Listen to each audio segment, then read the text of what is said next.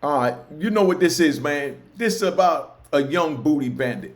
All right, this is about a young booty bandit. So you youngins pay attention. 21 years old, booty bandit, aka what they call them in society. No disrespect, bisexual.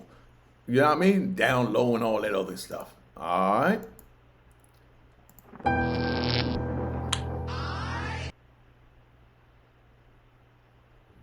Hi guys, welcome to Platinum Cuisines. We're located on the Northern Canal in Freeport. Tune in to Unique Mecca Audio. All right, Unique Mecca Audio, man. I'm gonna give you one about a young booty bandit. Make sure you hit the like button, subscribe, and don't forget to donate it to Cash App if you like this joint at Unique Mecca Hall. All right. Now, I'm in Florida, and we got a young booty bandit come in. You know what I mean? But I can't call him a booty bandit because he wasn't after the booty. I guess I don't know. But y'all tell me when you hear the story. It was a young kid came in, 21 years old. Now, they had the one unit that they had all the guys in. You know what I mean? Like they just started something new because they opened up a joint in Arizona where they was putting like child molesters and anybody that had a sex-related charge, they'll put them in Arizona. You know what I mean? USP. But before they did that, they was putting them all in Florida in the unit that I was in. It turned it into a unit where they was putting young guys that was scared because we was older guys in it. It was all older guys in it, so they figured that we could guide them and, you know what I mean, to do the right thing as far as how to, survive in prison and things like that. So you got this young booty bandit. He come in and he goes to church. His girl tells him, man, go to church. You know what I mean? Go to Bible study, do the right thing, pray. He only came in 90 days. The boy had 90 days. He had 90 days. He came in on a parole violation, on a parole or probation violation for the feds. Something minor. But he had 90 days. Picture that. 90 days just coming in, 21 years old. And here it is. Everybody in here got triple life sentences plus 600 years. And this kid got 90 days. But, we felt sorry for him because we see, our grandkid coming in there. Not even our kids. We said he looks like our grandchild. Little dude, about 5'2". So we just gonna call him Shorty Wop. You know what I mean? So Shorty Wop come up in there. He don't know what he doing. He go to Bible study and, that's where, the season, homosexuals go. And they go to the church to try and pray on, the people that's, having a hard time adjusting, that's, focusing on the Lord, Now, they focusing on other things, okay? So now, they go down there and they do the Bible study at the chaplain, and then they come back to the unit, and they start doing Bible study in the cell.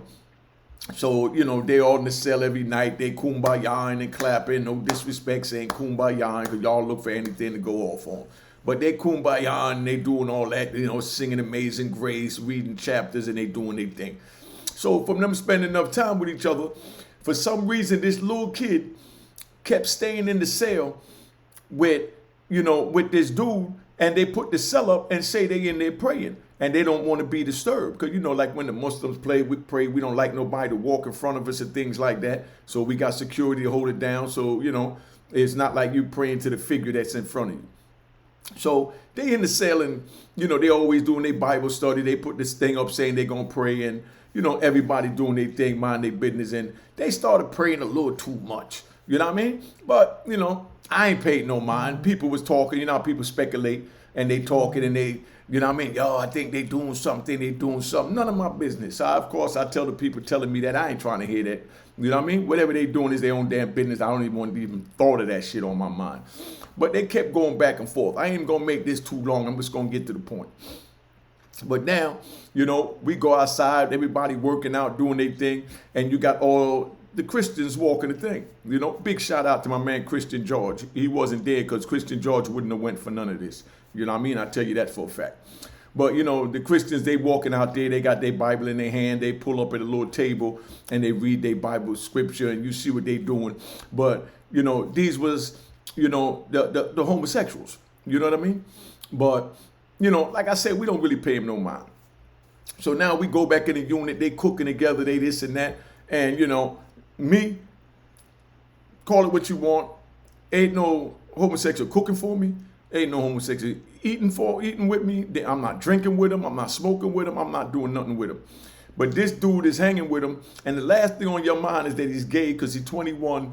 He just coming in. He only got 90 days. You understand? And he was, a regular little young rah-rah dude. That's how he wound up there. He screwed up somewhere, and instead of them sending him to the camp where they send the people with 90 days, he pissed somebody off up there in the courthouse or in the marshal's office, and they sent his ass into the gladiator pen. So now he come in there and he running around, he doing his thing. Everybody wondering where he at. You know what I mean? And he always praying on, he walking around with these older homosexuals. But the older homosexuals, it's not like they was acting like they was homosexuals. You just knew what they were. You know what I mean? Because you knew who they dealt with, and they all had a boyfriend on the compound or whatever, and they kept that out over there away from everybody. So you never really seen them with homosexual behaviors on the compound. But, as they call it, down low. You know what I mean? So they was real down low with it. So this kid come up there now, and he always hanging out with him, and they playing spades together. Because I remember one of my homeboys came there. He wasn't my homeboy, but I call him a homie because he was from Connecticut. Dude from Connecticut came in. He wasn't gay or nothing, but he loved to play tabletops. That's what you call spades and casino and all of that. Anything dealing with cards, that's what he liked to do to pass his time. So he sat down, and one day he had me say, you want to play spades? I said, all right, fuck it, I'll play. So we go over there to go play spades, and when I go sit at the table, it's the homosexuals at the table. It was a homosexual spade game. You know what I mean? I'm like, I'm like, yo, my nigga, I'm not sitting here playing with these dudes. You know what I mean? And of course, one of them jumped out there because they got an issue with that. They like to be called her and she. You know what I mean? So of course he talked about, oh, I'm not a dude. I said, all right, my bag, man. You know what I mean? I'm done with it. You know what I mean? I'm not gonna, deal with that. Not to offend anybody. So I said, nah, I'm good, my nigga. And like, I'm not a nigga. I'm like, yo, I'm done with it, man. I'm gone. You know what I mean? So while I'm walking away, he like, well, I'm a she. I'm a lady. You know what I mean? Of course, I act like I didn't hear that. Because if I would have, acknowledged that I heard that, I would have had to turn around and smack the crap out of him. That's where my mentality was at. But, after coming out here and seeing the way the world is, I know to just keep my, to myself and let them do what they do. But anyway, so we in the joint, and he got mad because I wouldn't play spades with him and the homosexuals, So I stopped even talking to him. I said, from you sat at that table and started playing with these dudes, now I'm looking like you like suspect because everyone else is looking at you like suspect, and I don't want you around me where a dude even think I'm suspect. You know what I mean? So you stay over there with them and don't come nowhere near me and the homies. You understand what I'm saying? Because you're going to get crushed. You know what I mean? Because we none of that, So the little kid, Shorty Wop, little Shorty Doo-Wop, he go there and he start playing cards with the Connecticut homie, and they partners, and they talking, and the Connecticut homie telling my homies that are listen, man, Unique bugging, he homophobic, or I'm just playing cards, it ain't nothing but cards, it ain't like nobody going in the room, or we ain't this and that, and I'm not trying to hear none of that, man. Bottom line is you don't mix with them, you know what I mean? Because they know not to mix with us. They stay in their lane, we stay in our lane. All right. So now we go, about a month go by, him and my man gets real cool, Shorty Doo-Wop and a homie from Connecticut that, to my knowledge wasn't gay. You know what I mean? To this day, to my knowledge, he wasn't gay. Somebody else might watch this, know who I'm talking about, know what went on, because I never really chased all that bull crap. So now it was time to go. Shorty used to get visit every week. Every week his girl come. She'll bring him a little tobacco because, at this time they took the tobacco out of jail. So females didn't have a problem putting tobacco in a little balloon on a little condom and bring it. The dude swallow it, stuff it, or whatever they do to bring it in, bring it back, defecate it, whatever they do. And then they bust it down and they smoke the little cigarettes and they sell the cigarettes, make money, put in their locker. So his girl was coming every visit. I mean, she was there Friday, Saturday, Sunday. Then he had her stop coming on Fridays because everybody leave the unit on Friday to go to Truma and then to go outside in the rec yard. And we in Florida, so it's hot. So everybody go outside. So he stopped having to come on Fridays. So he'll just stay back in the unit and Bible study. Okay? He's doing Bible study on Fridays while everybody's out in the yard. And another time he used to always stay in the unit was on Thursdays. Thursday they serve fried chicken. You know what I mean? Fried chicken in the prison make even the the Europeans, because I know y'all be trying to watch what I say, but AKA make even the white boys go out to get chicken. When I thought only blacks like chicken like that. But everybody went to fried chicken. But now, Shorty Doo-Wop and the Christian, brother that, he was studying with, they started missing every Thursday meals. And Thursday, we had a dude there that used to cook. Y'all was in Coleman, y'all know about Big Larry. Big Larry was from Georgia. It was a dude named Larry that worked in the kitchen. It was a civilian, but he was in charge of the kitchen on Thursday. He made big meals, and every Thursday was like Thanksgiving. I'm talking about he had sweet potato pies, he had yams, you know what I mean? He had apple pie, you know what I mean? He had collard greens, he had cornbread. All this on Thursdays, man. He made a meal. Big shout out to Larry for those y'all that know Larry, man. Larry was the best food service man I met in my whole 26 and a half years in federal prison. But nobody missed Larry's meal. Because when you come in there, Larry would come to the table, ask, y'all like that? Y'all, you good? You want some more? And you know what I mean? And he giving away food that administration have a fit about. But Larry like, he was from the country. I'm going to feed my boys. I'm going to feed my boys. You know what I mean? Because it was ran by Spanish guys ran the jail and white guys ran the jail, meaning the administration. And they complained about Larry giving away too much food. And Larry like, man, y'all ain't gonna do nothing but throw it away. I'm gonna feed them boys, But anyway, Shorty Doo-Wop back in the unit every Thursday now. You know what I mean? And then he canceled his visits on Fridays. So everybody like, what the hell is going on? You know what I mean? So dudes are like, yo, Shorty Doo-Wop, at least come get the chicken and then go back to the unit and do your Bible study. Because dudes be buying the chicken for like, 5 stamps. Remember I told you about the penitentiary rich. You know what I mean? 5 of these joints, five loose stamps get you a piece of chicken. And the chicken be deep fried. Larry got the joint country seasoned. I mean, crack. You know what I mean? Crack on the bone. You know what I mean? But now, we up in the joint, and Shorty wouldn't come Thursday to get it for nothing. Because that was the time when everybody go eat, they back there doing whatever they do, studying the Bible, right? So now, everybody wondering what's going on with Shorty and all this. So we leave it alone. So next thing you know now, it come time to leave. Shorty getting ready to go home. So everybody, you know what I mean? He only had 90 days, you know what I mean? So Shorty getting ready to go home. Now, Shorty taught me about something too. Him and another little dude from Florida, you know what I mean? Taught me about something called Moco Space. I used to go up on Moco Space and put in the zip code to the jail to try and meet females close to the jail to get visits and see if I could work them out of a couple of dollars and all that, or if I get them to, bring a couple of balloons up so I could live good in Florida too. Whatever jail I'm in, I try and get a little pen pal thing going on so I can meet somebody nearby so they could do the bid with me and supply me with whatever I need so that I can survive and do what I got to do. So they put me on Moco Space and a couple of other things. Dealing with social media because they was fresh off the street. I like to talk to the young dudes coming in because why do I need to talk to a dude that been down 21 years like me that only know about the 90s? I want to talk about somebody that know about 2020, 2015. You know what I mean? I don't need to talk to nobody that know about 1992. You know what I mean? Enough reminiscing. So now, Shorty was getting ready to go home and they called rec that morning. So when they called the rec that morning, everybody get up, they go to rec, because first thing in the morning, everybody go out and you get to see everybody in the different units that you ain't see from last night. So dudes go out, get whatever stamps, whatever money they made from the drugs they gave them the night before, or, whatever they gave them to sell for the homie and all that. So everybody's outside and they working out and, we chill out there till at least 10:30. So now, Shorty Doo-Wop get ready to leave. He's supposed to be leaving at like 9 in the morning. You know what I mean? So his girl come there early from like 8:30. She come there looking for this boy. And she like, I'm here to pick my man up and gave him the name Shorty Doo-Wop.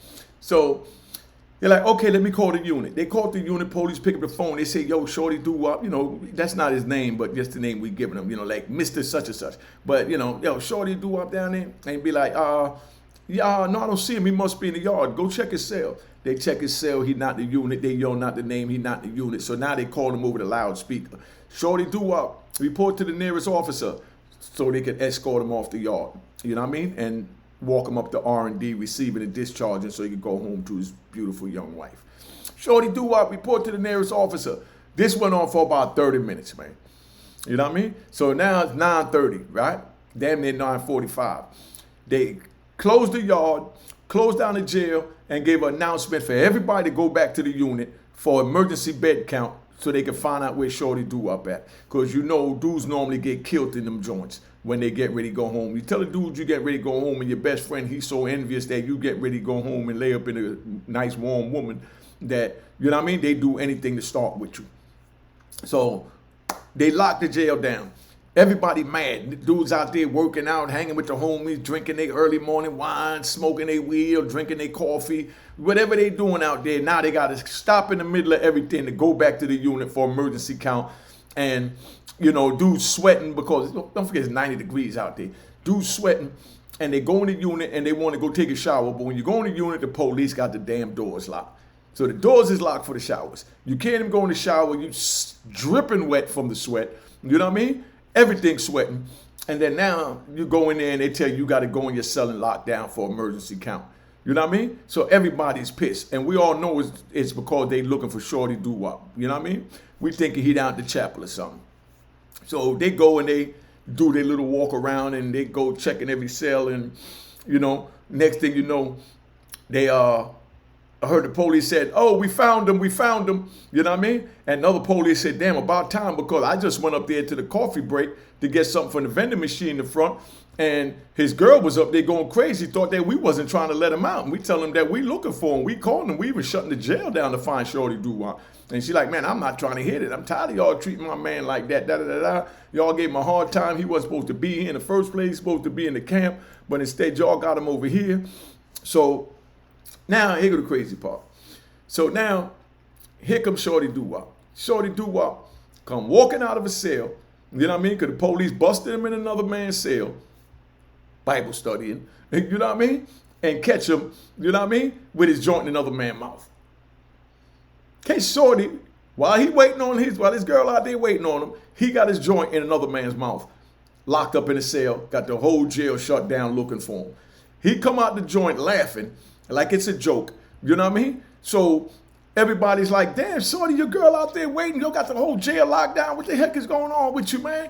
I wish I was going home. I've been in here 20 years. I've been here 10 years. And dude shooting the time, I say, man, Shorty, you bugging, man. You act like you like it in here. He said, nah, man. Make sure you hit the like button and hit a cash app if you like this at Unique Mecca Hall, man. You know, and subscribe. Now, guess what Shorty said? Shorty had his nerve to come out his mouth and say, man, I don't care what none of y'all talking about. This nigga get better head than my bitch. This is what he said about another man. He said he had to go get another blowjob for the road. Walk on to prison. You young boys want to enter into this world and have to even subject yourself to this crazy shit, you already know what it is. Shorty said that the man give better head than his woman. And he should have been out over an hour ago, but instead he locked in a cell with another man. And his woman is out there waiting on him.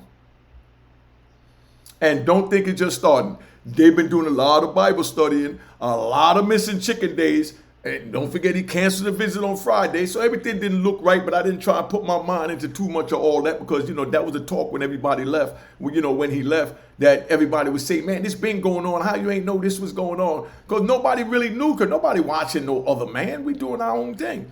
You understand what I'm saying? But Shorty Doo-Wop locked in a cell with another man while his woman out there waiting for him to go home. Talk about he had to get one for the road because his girl get better head than him. I mean, come on, man. You know, so this one is for the ladies too, man. And now I understand why the ladies is like that, you know, where they think everybody in jail was doing something. Because, I mean, when you got things like this going on, you don't know what to think. When I first did the bid, I never witnessed none of that. But with this new prison and new generation coming in, you know what I mean? All the morals, principles, sexual inhibitions, anything goes is what it's looking like, man. So that's why I spend most of my time in my room, in my house, with my little green screen making these videos for you. That's how I'm able to put out a video a day. And then I just go out on the weekend and take off on the weekend, being that y'all ain't cash apping enough. You know what I mean? And spend time with the family. You know? But, you know, that's the story on that, man. Make sure you cop the book of Rowan Harlem at rowanharlem.com, man. rowanharlem.com. And make sure you subscribe and like this video. I'm going to tap out. I want to get this up to you today. Just know, man, they got young booty bandits too. All right, so don't say I didn't tell you. It is what it is. And, you know, we're going to tune out, man. All right?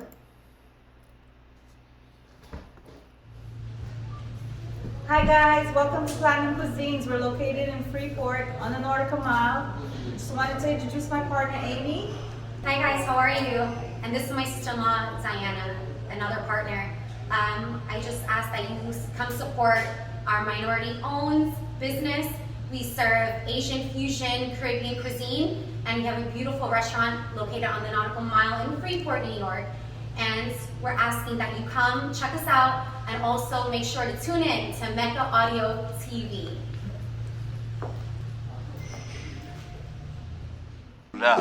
Cheers, cheers, toast the crime, toast the crime, the crime, the crime, the crime.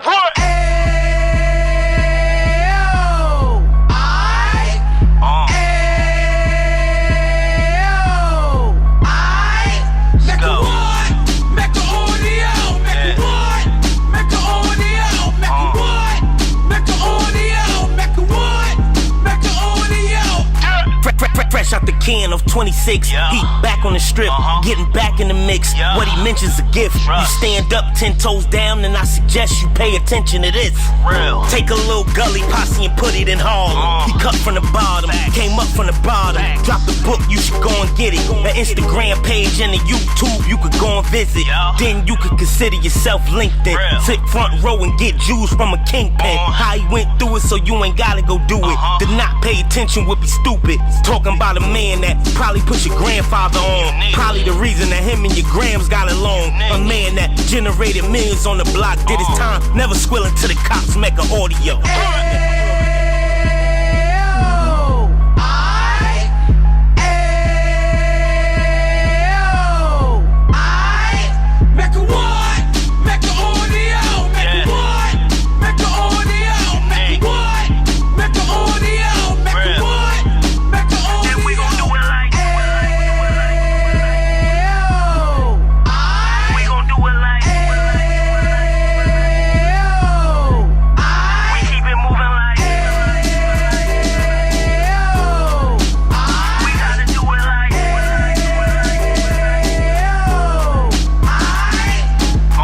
Get it live like 2 G's in the 90s. Drop top beamer so shiny. I let shorty go, she was whining. Treat her like my past, she behind me. Spend a couple bands on the Dapper Dan. You be back again, getting green like a Packers fan. No cap, it's a roaring uptown. They be horn uptown, Dominican bust downs. Now we on the positive, you we got a lot to give. Now you trying to stop the kids from being inoperative. So take heed, homie, lend a ear. He started in uptown, he gon' finish dead. But now it ain't about selling drugs, buying cars. It's about buying property to make the community ours. So we can give back to the youth them. Cause they the truth them. And bless up to all the root men.